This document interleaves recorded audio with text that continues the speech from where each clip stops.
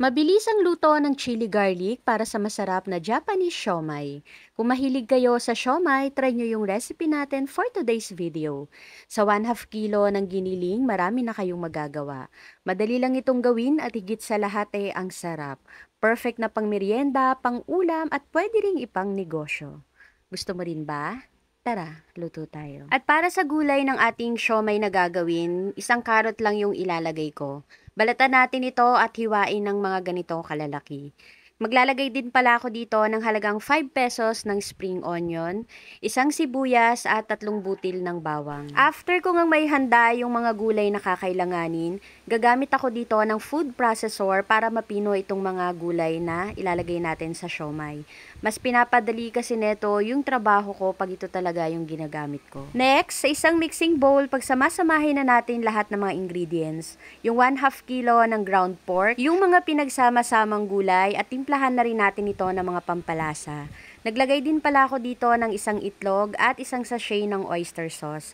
At para naman sa additional na pampalasa, nag-add din ako ng seasoning. Haluin natin ito ng mabuti, then mag-add tayo dito ng 1/3 cup ng all-purpose flour. Kakailanganin din pala natin dito ng nori seaweeds at ito yung natira ko last time nung nagluto ako ng chicken seaweed rolls. At yung last ingredients na kakailanganin natin ay yung imitation crab stick. Actually, ito yung madalas kong ginagamit kasi ang sarap nito at malasa talaga. At sa paggawa naman ng ating Japanese siomai ay madali lang naman. Bali, maglagay lang tayo ng ating meat mixture dito sa nori seaweeds. Mga 1/2 dapat yung ilalagay natin or 1/2 dito sa seaweeds. At maglalagay tayo ng 2 crab sticks sa gitna.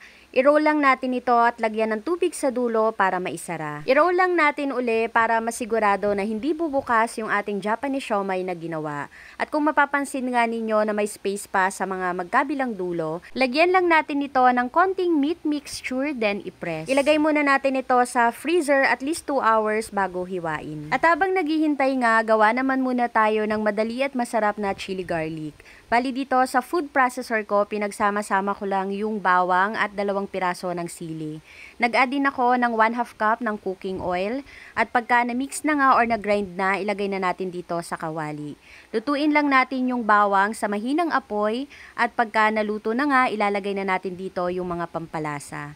Haluin lang natin ito at lutuin pa ng mga 2 hanggang 3 minuto, then okay na po yan. And after 2 hours nga, pwede na nating hiwain itong Japanese siomai. Ang purpose kung bakit nilalagay natin ito sa freezer bago hiwain para hindi siya magkalasog-lasog once na hinihiwa na.